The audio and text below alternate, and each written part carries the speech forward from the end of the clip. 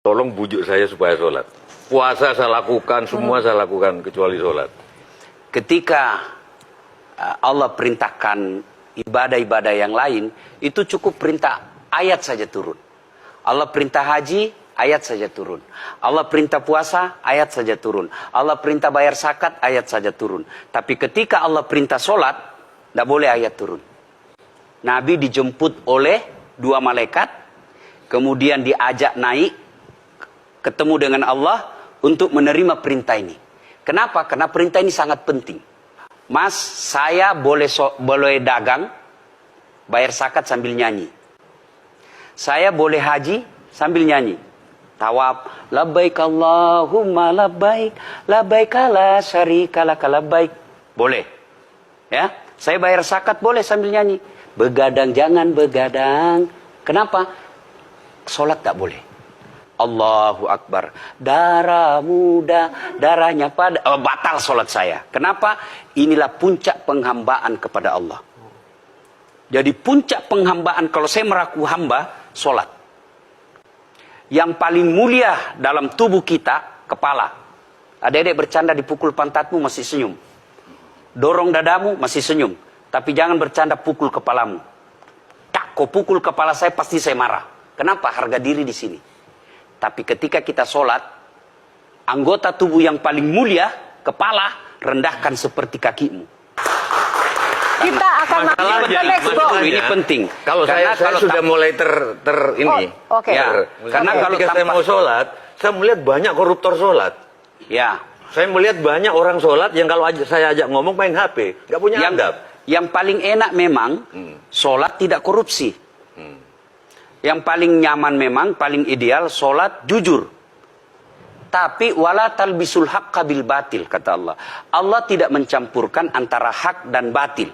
Sholatmu beda, puasamu beda, maksiatmu beda. Itulah sehingga Allah hadirkan 2 malaikat. Rakit dan atid. Mencatat yang baik di baik, yang salah salah. Tapi ini setan kan tidak membiarkan itu. Maka setan masuk. Nah, dia sholat tapi dia korup. Tapi Allah Maha Adil, maka ditimbanglah nanti.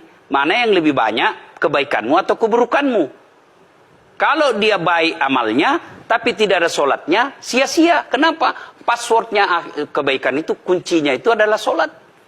Ustadz ketika naik haji, naik pesawat. Pesawat itu mungkin dibikin orang yang nggak sholat. Iya, betul. Terus gimana dong? Nah, kursi itu mungkin dibikin orang yang nggak sholat. Iya, betul. Terus? Nah, bagi orang yang tidak sholat itu, Allah nanti perlihatkan amalnya. Yang ciptakan listrik ini luar biasa amalnya. Iya. Saya bisa dakwah karena ada mic. Iya. Dan mic itu dari orang non-muslim yang ciptakan.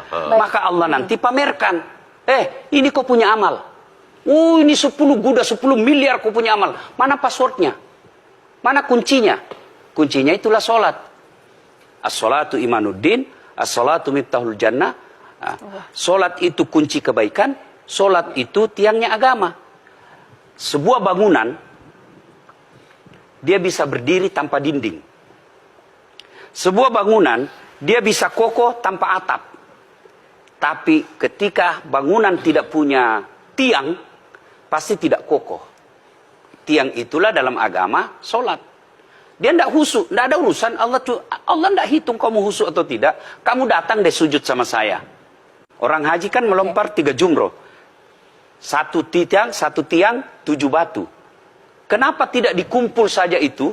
1 kali lempar, tak, tak, tak. Kenapa? Kenapa mesti 3 hari dan kenapa mesti 3 titik?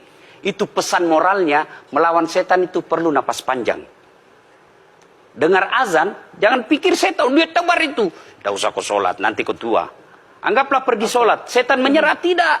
Buru-buru kamu, buru-buru. Akhirnya apa? Wudhu tidak sempurna. Anggaplah Anda wudhu dengan sempurna. Setan menyerah, tidak. Masuk masjid. Tidak usah sholat sunnah, tidak usah sholat sunnah.